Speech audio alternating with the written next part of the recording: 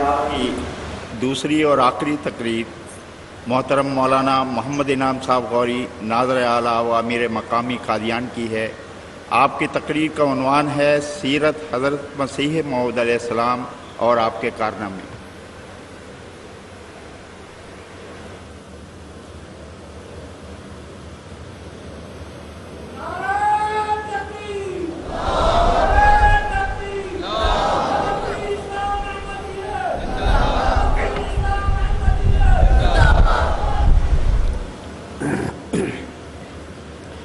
अशहदु Allah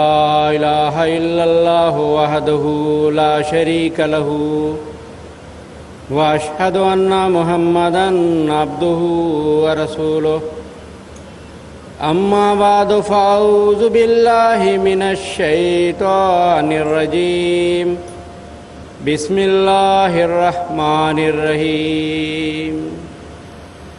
हुवल्लज़ी बाअस fill उम्मिय्यीन Rasulan मिनहुम यत्लू अलैहिम आयातिही व युज़क्कीहिम व युअल्लिमुहुमुल किताब वल हिकमत व इन कानू मिन क़ब्लु लफ़ी ज़लालिम मुबीन व आख़रीन मिनहुम लम्मा यल्हक़ू बिहिम वहुवल अज़ीज़ुल हकीम। काबिल एहतराम सदर जलसा और मुअज़्ज़ज़ सामीन व सामियात, खाकसार की तकरीर का उन्वान है सीरत सैयदना हज़रत मसीह मऊद अलैहिस्सलातु वस्सलाम और आपके कारनामे। सूरह जुमा की आयत नंबर 3 और 4 जो मैंने तिलावत की है उसका तर्जुमा ये है, वही है जिसने उम्मी लोगों में उन्हीं में से एक अजीम रसूल मबूस किया। वो उन पर उसकी आयात की तिलावत करता है और उन्हें पाक करता है और उन्हें किताब की और हिकमत की तालीम देता है, जबकि इससे पहले वो यकीनन खुली खुली गुमराही में थे। और उन्हीं में से दूसरों की तरफ भी उसे मबूस किया है जो अभी उनसे नहीं मिले। वो कामिल गलबे वाला और साहिब हिकमत है। सामीन किराम, कुरान मजीद से मालूम होता है कि अम्बिया अलैहिमुस्सलाम की बेसत का वक्त वो होता है जबकि हिदायत और रुश्द मफकूद हो जाती है और गुमराही का दौर दौरा होता है, हर सू गुनाहों की तारीकी होती है। ऐसे वक्त में अल्लाह ताला की रहमत जोश में आती है और उसका करम तकाज़ा करता है कि किसी बरगुज़ीदा और मुक़द्दस वजूद को लोगों की रहबरी और रहनुमाई के लिए मबूस करे, ताकि वो रास्ती और नेकी को जो नाबूद हो गई होती है अपने अनफास क़ुदसिया और ताईद एज़दी से दोबारा लोगों में कायम करे। जब ये आयत जो मैंने अभी तिलावत की है नाजिल हुई तो सहाबा के इस सवाल पर कि वो कौन लोग होंगे जिनमें आप दोबारा तशरीफ़ लाएंगे, हज़रत सल्लल्लाहु अलैहि वसल्लम ने हज़रत सलमान फ़ारसी के कंधे पर हाथ रखकर फरमाया, लौ कानल ईमानु इंद सुरैया लनालहु रजुलुन और रिजालुम मिन हाउलाए। बुखारी किताबु तफसीर सूरतुल जुमा। यानी जब ईमान सुरैया सितारे तक उठ जाएगा तो अहले फ़ारिस में से एक शख्स या बहुत से अशख़ास ईमान को दोबारा दुनिया में कायम करेंगे। हज़रत सल्लल्लाहु अलैहि वसल्लम ने जहाँ आखिरी ज़माने में होने वाली फ़िरक़ा बंदी, फितना व फसाद, दज्जालों और कज़्ज़ाबों के ज़हूर और उनके ज़रिए होने वाली तबाही और बर्बादी की ख़बर दी, वहाँ उम्मत मोहम्मदिया को हलाकत से बचाने के लिए अबनाए फ़ारिस में से एक शख्स की आमद की खुशखबरी दी है, जिसे इमाम महदी के लक़ब से भी नवाजा गया है। नीज़ हज़रत सल्लल्लाहु अलैहि वसल्लम ने उसके आने को अपना आना करार दिया है, जिसके ज़रिए आखिरी ज़माने में ईमान का क़याम मुक़द्दर था। अकाबिर उलमा व बुज़ुर्गान सल्फ़ ने मसीह व महदी के ज़हूर का ज़माना 13वीं सदी का आखिर और ज़्यादा से ज़्यादा 14वीं सदी के इब्तदाई 10 साल तक ख्याल किया था। चुनांचे नवाब सिद्दीक़ हसन खान साहब मरहूम रईस भोपाल अपनी मशहूर किताब हुज्जतुल किरामा के सफ़ा 52 में लिखते हैं, वबर हर तकदीर ज़हूर महदी बरसर सद आइंदा कभी एहतमाल कभी दारद। यानी हर अंदाजे के मुताबिक इमाम महदी के 14वीं सदी के सर पर ज़ाहिर होने का एहतमाल कभी है। नीज़ ये भी एक अजीब निशान है कि आयत कुरानी व आखरीन मिनहुम लम्मा यल्हक़ू बिहिम بحساب جمل اس کے الفاظ کے اعداد کی تعداد 1275 بنتی ہے، جس سے یہ واضح اشارہ ملتا ہے کہ آخری زمانے میں ایمان کو قائم کرنے والے جس مسیح و مہدی کی اس آیت کریمہ میں خبر دی گئی ہے وہ 13ویں صدی کے آخری حصے میں ظاہر ہوگا۔ چنانچہ الہی نبشتوں اور آن حضور صلی اللہ علیہ وسلم کی پیش گوئیوں کے عین مطابق قادیان کی گمنام بستی سے حضرت مرزا غلام احمد قادیانی علیہ السلام 13ویں صدی ہجری کے 1250 میں پیدا ہوئے اور 1290 ہجری میں مکالمہ مخاطبہ کا شرف حاصل ہوا اور 14ویں صدی کے آغاز 1307 ہجری میں مسیح موعود و مہدی موعود ہونے کا دعویٰ کیا۔ قرآن کریم نے اللہ تعالیٰ کے ماموروں کی جو سچی تاریخ پیش کی ہے اس سے معلوم ہوتا ہے کہ خدا کے ماموروں کی صداقت کی ایک بہت بڑی دلیل دعویٰ سے پہلے ان کی پاک زندگی ہوتی ہے۔ اللہ تعالیٰ انہیں شرک اور دوسری بدیوں سے محفوظ رکھتا ہے اور وہ قوم کے اندر نہایت اعلیٰ اخلاق سے بھرپور زندگی گزارتے ہیں اور قوم ان کے پاک کردار کی گواہی دینے پر مجبور ہوتی ہے۔ دعویٰ کے بعد تو دشمن ان پر ہر طرح کے الزام لگاتا اور گند اچھالتا ہے، مگر دعویٰ سے پہلے کی زندگی پر کسی طرح انگلی نہیں اٹھا سکتا۔ چنانچہ اس زمانہ کی ایک کیفیت تو یہ ہے کہ حضرت بانی جماعت احمدیہ کے والد ماجد حضرت مرزا غلام مرتضیٰ صاحب کے پاس ان کا ایک سکھ دوست جو کہ ایک علاقے کا رئیس تھا آتا ہے اور کہتا ہے کہ مرزا صاحب سنا ہے کہ آپ کا ایک چھوٹا بیٹا بھی ہے مگر اسے کبھی دیکھا نہیں۔ حضرت مرزا غلام مرتضیٰ صاحب فرماتے ہیں کہ ہاں لڑکا تو ہے مگر وہ مسیطڑ ہے اور وہ تازہ شادی شدہ دلہنوں کی طرح بہت شرمیلی تربیت رکھتا ہے، اسے دیکھنا ہو تو مسجد کے کسی کونے میں جا کر دیکھو۔ حضور علیہ السلام اپنے پاکیزہ بچپن کے تعلق سے فرماتے ہیں کہ اوائل ہی سے خانہ خدا میرا مکان، صالحین میرے بھائی، ذکر الہی میری دولت اور خلق خدا میرا خاندان رہا ہے۔ ایک صاحب کرامت اور ولی اللہ مولوی غلام رسول صاحب نے آپ کو بچپن میں دیکھا تو بے ساختہ فرمایا اگر اس زمانے میں کوئی نبی ہوتا تو یہ لڑکا نبوت کے قابل ہے۔ 2 جون 1876 کو آپ کے والد ماجد حضرت مرزا غلام مرتضیٰ صاحب کا انتقال ہوا اور ساتھ ہی آپ پر بڑے زور اور غیر معمولی طور پر مکالمات و مخاطبات الہیہ کا نزول شروع ہو گیا اور آپ علیہ السلام براہ راست رب العالمین کی آغوش تربیت میں آ گئے۔ بانی جماعت احمدیہ حضرت مرزا غلام احمد قادیانی علیہ السلام نے 1872 سے قلمی جہاد کا آغاز فرمایا۔ 1880 سے لے کر 1884 تک آپ علیہ السلام کے قلم مبارک سے براہین احمدیہ جیسی معرکۃ الآراء تصنیف منظر عام پر آئی اور بر صغیر ہند و پاک میں ایک زبردست تہلکہ مچا دیا اور مسلمانان ہند جو عیسائیت، آریہ سماج، مغربی فلسفہ اور الحاد کے چوطرفہ خوفناک حملوں سے نیم جان اور نڈھال ہو چکے تھے، اسلام کے اس زبردست دفاع سے ایک نئی زندگی اور ایک نئی طاقت محسوس کرنے لگے اور علماء اسلام نے اس کتاب کو ایک بے نظیر شاہکار تسلیم کیا اور دشمنان اسلام کے ہاں صف ماتم بچھ گئی۔ مشہور اہل حدیث عالم مولوی محمد حسین صاحب بٹالوی جنہوں نے دعویٰ کے بعد آپ کی شدید مخالفت کی مگر اس سے پہلے انہوں نے آپ کی کتاب براہین احمدیہ پر تبصرہ کرتے ہوئے لکھا تھا کہ مؤلف براہین احمدیہ مخالف و موافق کے تجربے اور مشاہدہ کی روح سے واللہ حسیبہ شریعت محمدیہ پر قائم و پرہیزگار اور صداقت شعار ہیں۔ اشاعت و سنہ جلد 7 صفحہ 9۔ وہ لوگ جو مسلمانوں کی ناگفتہ حالت کے بارے میں فکر مند تھے اور دل کی گہرائیوں سے یہ چاہتے تھے کہ کوئی فرزند اسلام خدا تعالیٰ کی تائید و نصرت کا مورد بن کر کھڑا ہو اور اس جسد بے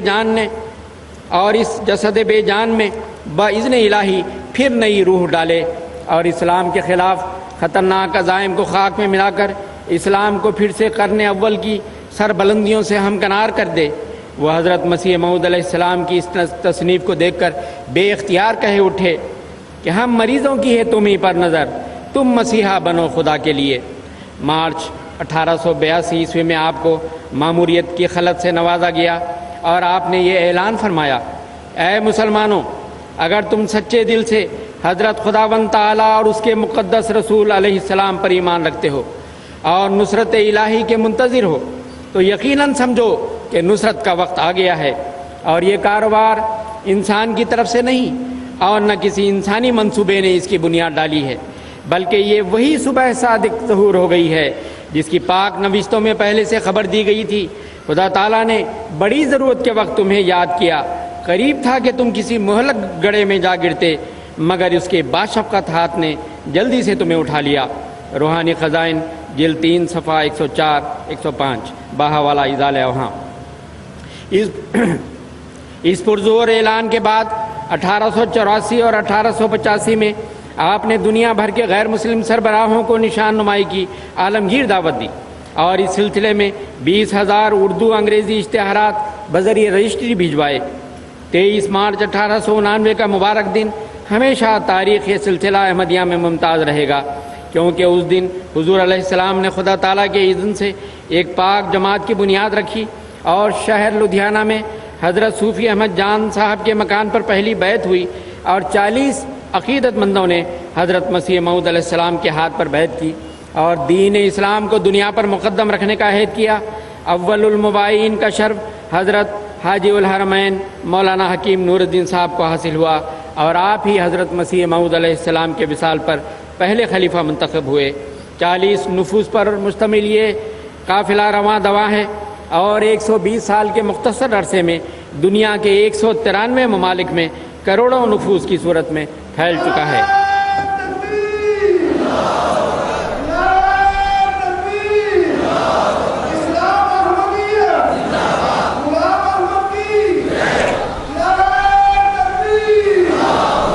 سامعین کرام،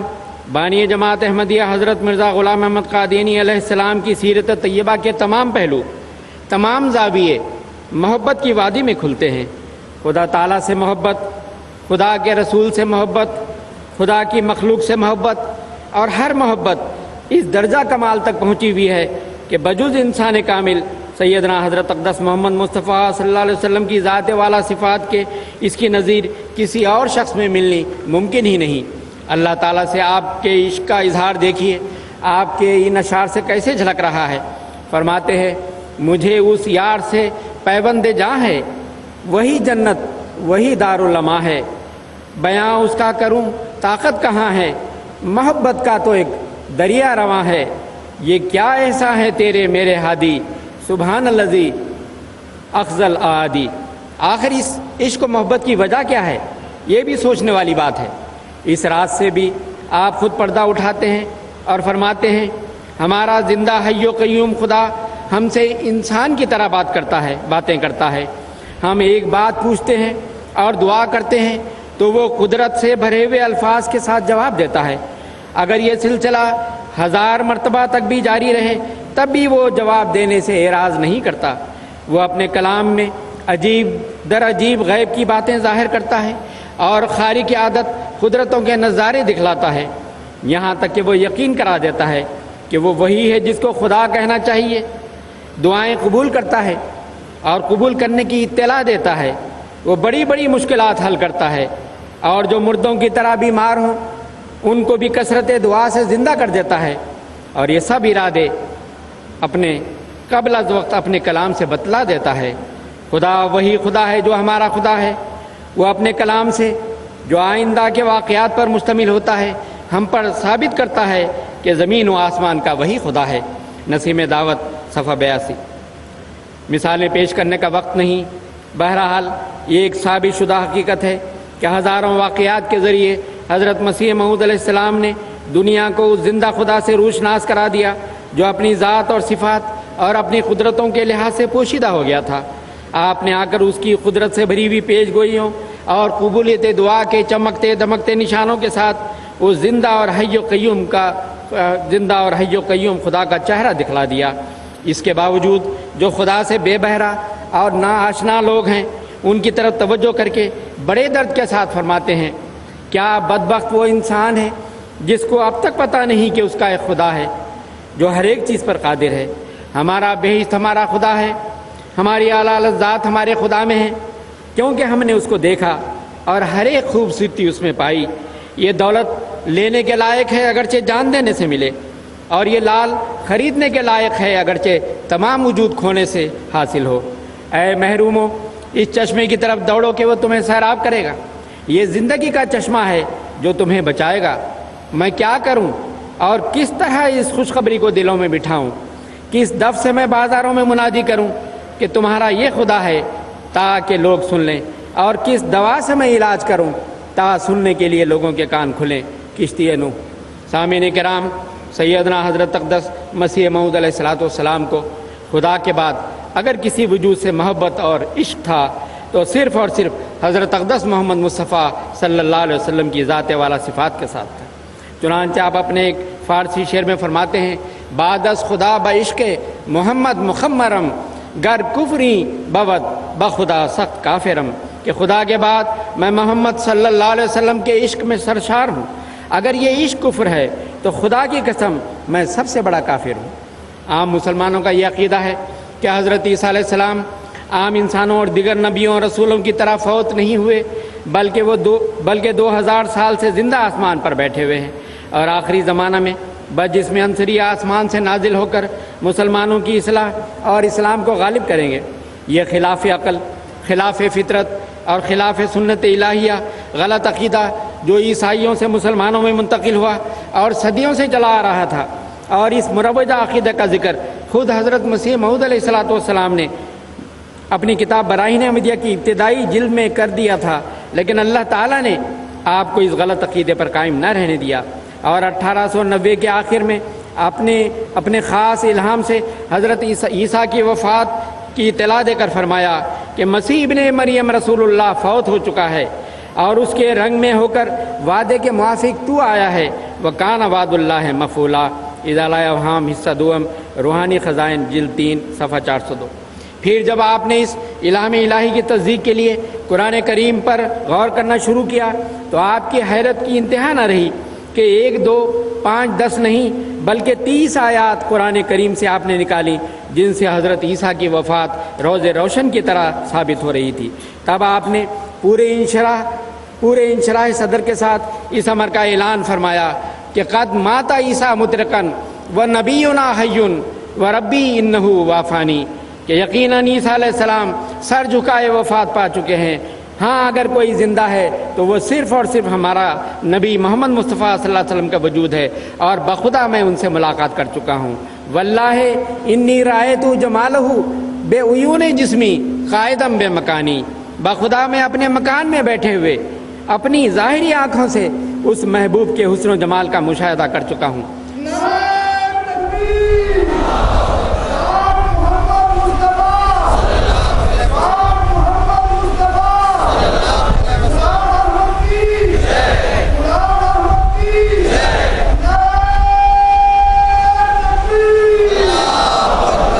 سامعین کرام،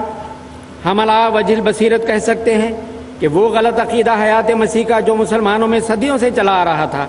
بڑے بڑے مجددوں اور ولیوں اور اقطاب کے زمانے میں بھی اس کی اصلاح نہ ہو سکی۔ خدا کے نزدیک اس کی اصلاح اس عاشق صادق کی ذات سے وابستہ تھی جو حضرت اقدس محمد مصطفیٰ صلی اللہ علیہ وسلم کی ذات بابرکات سے اس قدر محبت رکھتا تھا کہ بجز اس کی زندگی کے کسی اور کی زندگی اس کو بھاتی ہی نہ تھی، جو ہمیشہ یہ سوچا کرتا تھا کہ غیرت کی جاہ عیسیٰ زندہ ہو آسماں پر اور مدفون ہو زمین میں شاہ جہاں ہمارا۔ چنانچہ جب اللہ تعالیٰ نے آپ کو یہ مژدہ سنایا کہ صرف تمہارے محبوب نبی حضرت محمد مصطفیٰ صلی اللہ علیہ وسلم ہی کو دائمی روحانی زندگی حاصل ہے اور اسی کا ثبوت دینے کے لیے خدا نے تمہیں مبعوث کیا ہے، تو آپ نے یہ خوشخبری تمام دنیا میں مشتہر فرما دی۔ آپ فرماتے ہیں، جاہل اور نادان لوگ کہتے ہیں کہ عیسیٰ آسمان پر زندہ ہے، حالانکہ زندہ ہونے کی علامات حضرت صلی اللہ علیہ وسلم کے وجود میں پاتا ہوں۔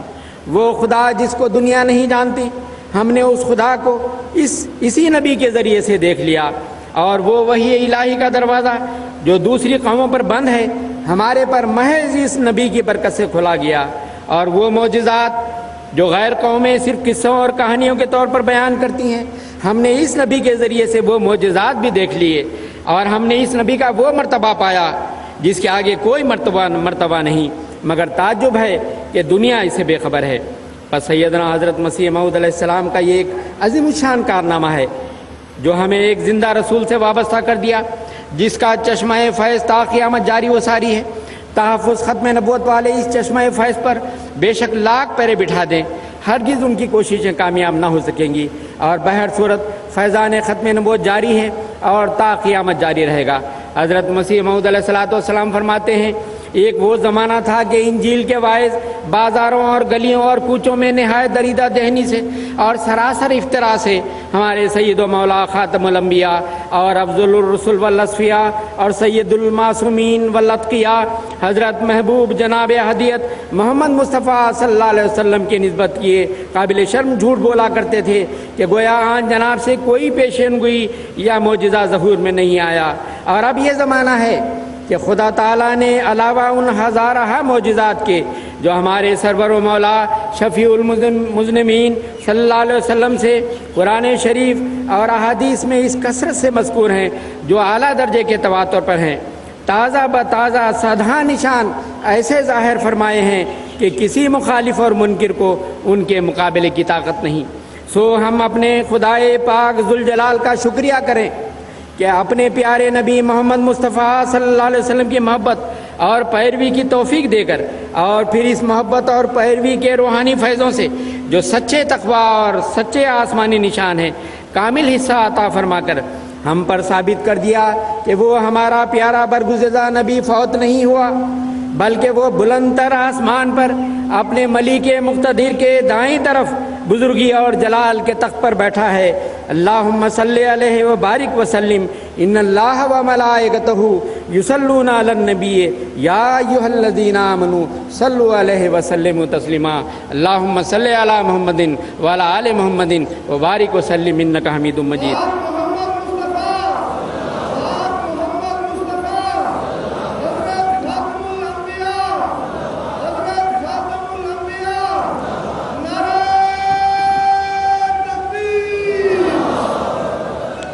हज़रत मसीह मऊद अलैहिस्सलाम मज़ीद फरमाते हैं, मैं उस खुदा की कसम खाकर कहता हूँ जिसका नाम लेकर झूठ बोलना सख्त बज़ाती है कि खुदा ने मुझे मेरे बुजुर्ग वाजिबुल इताअत सैयदना मोहम्मद मुस्तफ़ा सल्लल्लाहु अलैहि वसल्लम की रूहानी दायमी ज़िंदगी और पूरे जलाल व कमाल का ये सबूत दिया है कि मैंने उसकी पैरवी और उसकी मोहब्बत से आसमानी निशानों को अपने ऊपर उतरते हुए और दिल को यकीन के नूर से पुर होते हुए पाया। ऐ तमाम वो लोगो जो ज़मीन पर रहते हो और ऐ तमाम वो इंसानी रूह हो जो मशरिक़ और मगरिब में आबाद हो, मैं पूरे ज़ोर के साथ आपको इस तरफ दावत करता हूँ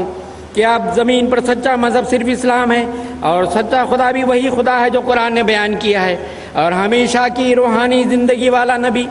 और जलाल और तक़द्दुस के तख्त पर बैठने वाला हज़रत मोहम्मद मुस्तफ़ा सल्लल्लाहु अलैहि वसल्लम है, जिसकी रूहानी ज़िंदगी और पाक जलाल का हमें ये सबूत मिला है कि उसकी पैरवी और मोहब्बत से हम रूहुल कुदुस और खुदा के मुकालमा और आसमानी निशानों के इनाम पाते हैं। तिरियाकुल कुलूब सफ़ा 5-7 मतबुआ 1902 ईस्वी। सामीन किराम, जहाँ तक खुदा की मखलूक से मोहब्बत और हमदर्दी का ताल्लुक़ है, वह आपके आका व मुता हज़रत अक़दस मोहम्मद मुस्तफ़ा सल्लल्लाहु अलैहि वसल्लम की ही तरह आपके रग व रेशा में बसी हुई थी। वो दोस्तों के लिए भी आम थी और दुश्मनों के लिए भी आम थी। आपके इब्तदाई दोस्तों में हिंदू भी थे और सिख भी थे। उन पुराने दोस्तों में से कादियान के लाला मलावमल, जिनकी औलाद आज भी कादियान में मौजूद है, इब्तदाई सफ़रों में हुज़ूर अलैहिस्सलाम के साथ रहे। यहाँ तक कि आपकी मऊद बाबर का शादी की बारात में भी वो शरीक थे। भाई किशन सिंह को हुज़ूर अलैहिस्सलाम बड़ी मोहब्बत के साथ टिप पढ़ाते रहे। उनके एक दोस्त और हज़रत मसीह मऊद अलैहिस्सलाम के सहाबी हज़रत याकूब अली साहब इरफानी रज़ियल्लाहु ताला अन्हु से कहा करते थे कि मैं जब मिर्ज़ा साहब के पास जाता हूँ तो कभी छोटा रोड़ा यानी एक छोटा सा कंकर उठाकर वो ऊपर से फेंक दिया करते थे, गोया कि ये खटखटाना था, ये दस्तक थी। हज़रत मसीह मऊद अलैहिस्सलाम ये रोड़े को जो है ना पाकर समझ जाते थे कि किशन सिंह आ गए हैं। मैं जब मिर्ज़ा साहब के पास जाता हूँ तो कभी छोटा रोड़ा यानी छोटा पत्थर उठाकर ऊपर से फेंक देता और वो फ़ौरन आ जाते। हज़रत याकूब अली साहब फरमाते हैं, ज़रा इस दस्तक के तरीक़ पर गौर करो और हुज़ूर अलैहिस्सलाम की शफ़क़त के पहलू पर सोचो कि बजाय खफा होने के कि ये क्या तरीक़ है, आप फ़ौरन बाहर आ जाते और उनकी बात सुनते। इसी तरह लाला शरमपत राय दूसरे ख़ास दोस्तों में से थे। एक दफ़ा सख्त बीमार हुए, आपने उनके इलाज के लिए अपने एक मुरीद डॉक्टर अब्दुल्ला साहब का मुकर्रर कर दिया और बिला नागा इयादत को जाते। اور ہر قسم کی ادویات اپنے خرچ سے مہیا کرتے، اور وہ آپ سے دعا کی درخواست کرتے، اور آپ دعا کا وعدہ کر کے تسلی دیتے۔ اللہ تعالیٰ نے ان کو شفا دی اور بہت سالوں تک زندہ رہے۔ حضور علیہ السلام کے دربار میں ہر قسم کے لوگ آتے رہتے تھے، ہر درجہ غریب اور کم پڑھے لکھے لوگ بھی آتے، اور بڑے بڑے جید عالم اور فاضل اور کئی پیر و مرشد کہلانے والے بھی آتے اور آپ کی صحبت سے فیض پاتے۔ آپ کے ایک جلیل القدر صحابی حضرت مولوی عبد الکریم صاحب رضی اللہ تعالیٰ عنہ کا بیان ہے کہ آپ کی مجلس میں احتشام اور وقار اور آزادی اور بے تکلفی دونوں ایک ہی وقت میں جمع رہتے۔ ہر ایک خادم ایسا یقین کرتا ہے کہ آپ کو خصوصاً مجھی سے پیار ہے، جو کچھ چاہتا ہے بے تکلفی سے عرض کر لیتا ہے، گھنٹوں کوئی اپنی داستان شروع کر رکھے، خواہ کیسی ہی بے سروپا کیوں نہ ہو، آپ پوری توجہ سے سنے جاتے ہیں۔ ایک دفعہ ایک شخص جو دنیا کے فقیروں اور سجادہ نشینوں کا شیفتہ تھا ہماری مسجد میں آیا، لوگوں کو آزادی سے حضور علیہ السلام سے گفتگو کرتے دیکھ کر حیران ہو گیا۔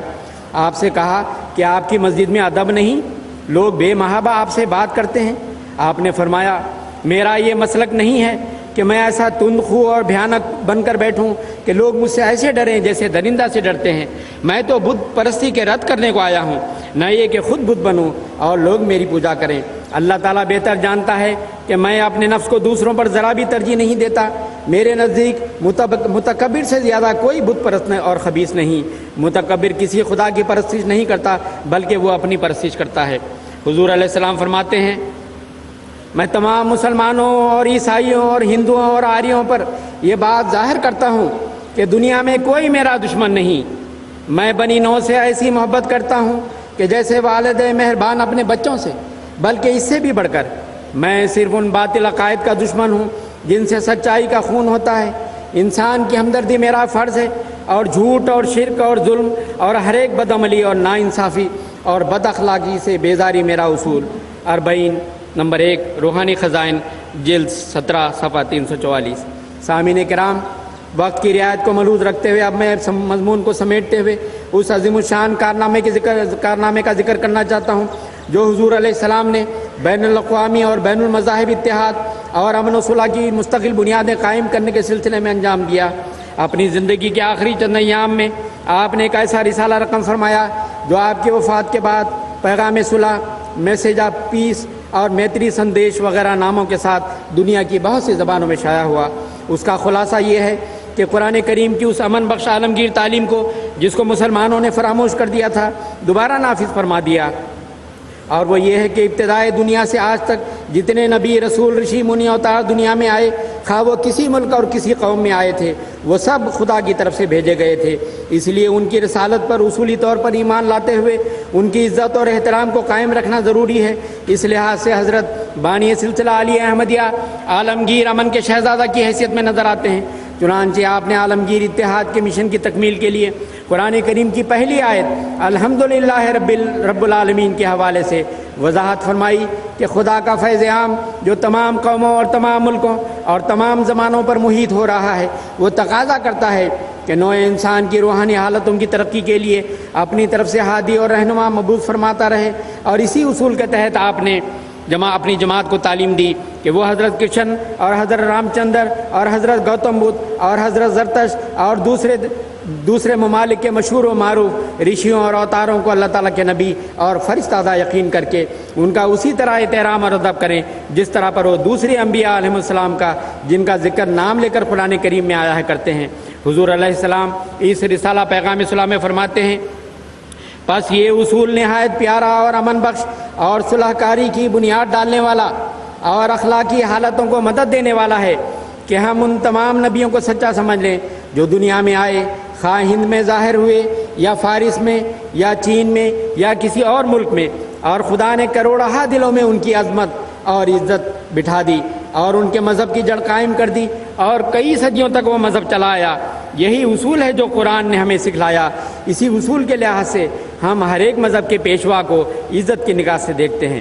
تحفہ قیصریہ صفحہ 7۔ چنانچہ اس تعلیم اور ہدایت کے پیش نظر جماعت احمدیہ ہر سال ہر ملک میں جلسہ ہے پیشوایان مذاہب، سرو دھرم سمیلن آل پروفٹ ڈے کا انعقاد کر کے ان قابل احترام بزرگ ہستیوں کی نیک سیرت و سوانح کو ایک پلیٹ فارم سے پیش کرتی ہے اور تمام اہل مذاہب کو دعوت دیتی ہے کہ کم از کم جن امور میں ہمارا اختلاف نہیں ہے ان پر تو ہم اکٹھے ہو جائیں، اور جو اختلافات ہیں ان کو حق و انصاف کے تقاضوں کو ملحوظ رکھتے ہوئے دور کرنے یا سمجھنے اور سمجھانے کی کوشش کریں۔ اور اگر کوئی اس کے باوجود قائل نہ ہو سکے تو قرآن کریم کا یہ حکم ہے کہ لکم دینکم ولی دین، اور لا اکراہ فی الدین، یعنی تمہارے لیے تمہارا دین جو طریقہ کار مقرر کرتا ہے اور جس کو تم درست سمجھتے ہو تم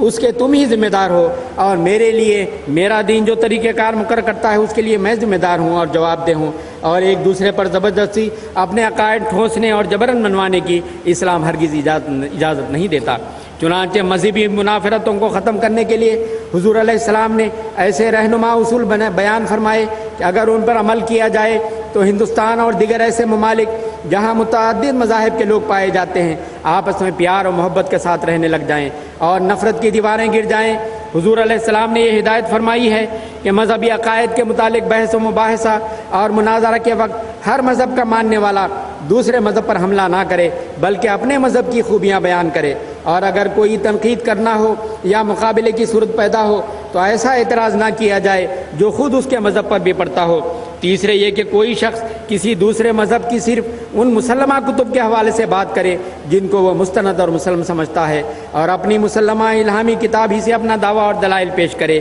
یہی وہ رہنما اصول ہیں جن سے بین المذاہب منافرت ختم ہو سکتی ہے اور فتنہ و فساد کا دروازہ بند ہو سکتا ہے اور پائیدار امن اور عالمگیر اتحاد قائم ہو سکتا ہے۔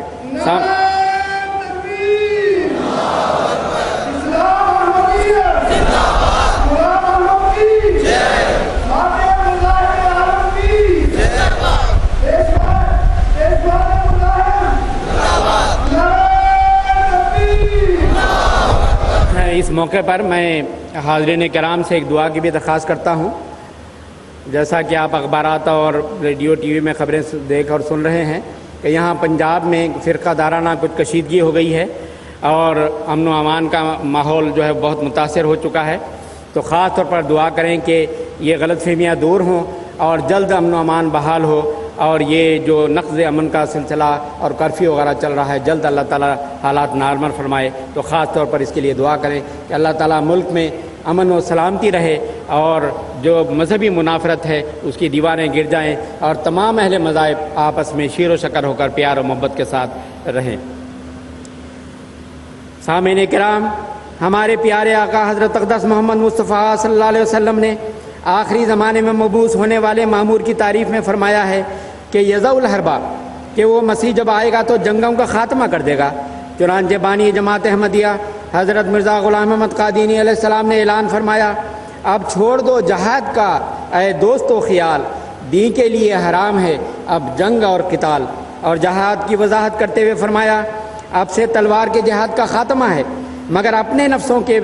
کے پاک کرنے کا جہاد باقی ہے۔ یہ بات میں نے اپنی طرف سے نہیں کہی بلکہ خدا کا یہی ارادہ ہے۔ رسالہ جہاد صفحہ 15۔ نیز فرماتے ہیں، اعلاء کلمہ اسلام میں کوشش کریں، مخالفوں کے الزامات کا جواب دیں، دین متین اسلام کی خوبیاں دنیا میں پھیلائیں،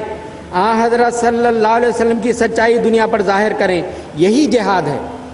جب تک خدا تعالیٰ کوئی دوسری صورت دنیا میں ظاہر نہ کرے۔ مکتوب حضرت مسیح موعود علیہ السلام بنام حضرت میر ناصر نواب صاحب رضی اللہ تعالیٰ عنہ۔ حضرت مسیح موعود علیہ السلام سے ایک مرتبہ حضرت مولانا حکیم نور الدین صاحب نے دریافت کیا کہ حضور مجھے کوئی مجاہدہ بتائیے۔ آپ نے فرمایا، عیسائیت کے غلط عقائد کے خلاف کتاب لکھیں۔ چنانچہ تعمیل ارشاد میں آپ نے فصل الخطاب لمقدمت اہل الکتاب کی 2 جلدیں تصنیف فرمائی۔ پھر دوبارہ دریافت کیا تو حضور علیہ السلام نے فرمایا، آریہ سماج کے باطل عقائد کے خلاف کتاب لکھیں۔ چنانچہ آپ نے تصدیق برائے احمدیہ نامی کتاب تصنیف فرمائی۔ حضور علیہ السلام فرماتے ہیں، یہ بھی ایک قسم کا جہاد ہے، میں رات کے 3 بجے تک جاگتا ہوں۔ یہ بھی ایک قسم کا جہاد ہے، میں رات کے 3 بجے تک جاگتا ہوں۔ اس لیے ہر ایک کو چاہیے کہ اس میں حصہ لے اور دینی ضرورتوں اور دینی کاموں میں دن رات ایک کر دے۔ ملفوظات جلد 4 صفحہ 194۔ حضور علیہ السلام نے اپنے فرض منصبی کی تکمیل کے سلسلے میں اس حد تک جہاد فرمایا کہ عرش الہی سے آپ کو سلطان القلم کا خطاب سے نوازا گیا۔ چنانچہ آپ نے 80 سے زائد کتب تصنیف فرمائیں. ان کے علاوہ آپ کے مکتوبات، اشتہارات اور ملفوظات ہیں، اور یہ سب قلمی، لسانی اور حالی اور مالی جہاد جو اسلام کی تائید و نصرت اور قرآن کریم کی صداقتوں اور سیدنا حضرت اقدس محمد مصطفیٰ صلی اللہ علیہ وسلم کی سچائی کا لمبردار ہیں. اور قیامت تک آپ کا یہ جہاد کبیر اپنے اعجازی نشان دکھاتا رہے گا تاکہ ساری دنیا میں اسلام کی سچائی کا سورج اپنی تمام کمال آب و تاب کے ساتھ چمک کر دکھلا دے گا، اور بالآخر خدا کی یہ پیش گوئی پوری ہوگی جس کی بشارت حضور علیہ السلام نے دے رکھی ہے. آپ فرماتے ہیں، اے تمام لوگوں سن رکھو، اے تمام لوگوں سن رکھو کہ یہ اس خدا کی پیش گوئی ہے جس نے زمین و آسمان بنایا. وہ اس جماعت کو تمام ملکوں میں پھیلائے گا اور حجت اور برہان کی روح سے سب پر ان کو غلبہ بخشے گا. وہ دن آتے ہیں بلکہ قریب ہیں. دنیا میں صرف یہی ایک مذہب ہوگا جو عزت کے ساتھ یاد کیا جائے گا، اور دنیا میں ایک ہی مذہب ہوگا اور ایک ہی پیشوا. میں تو ایک تخم ریزی کرنے آیا ہوں، سو میرے ہاتھ سے وہ تخم بویا گیا اور اب وہ بڑھے گا اور پھولے گا، اور کوئی نہیں جو اس کو روک سکے. اللہ تعالی ہم سب کی زندگیوں میں وہ دن جلد لائے اور اسلام احمدیت کی حقیقی روحانی غلبے کو دیکھنے کی توفیق وہ سعادت عطا فرمائے. آمین بے رحمت کا یا ارحم الراحمین. وآخر دعوانا ان الحمد للہ رب العالمین.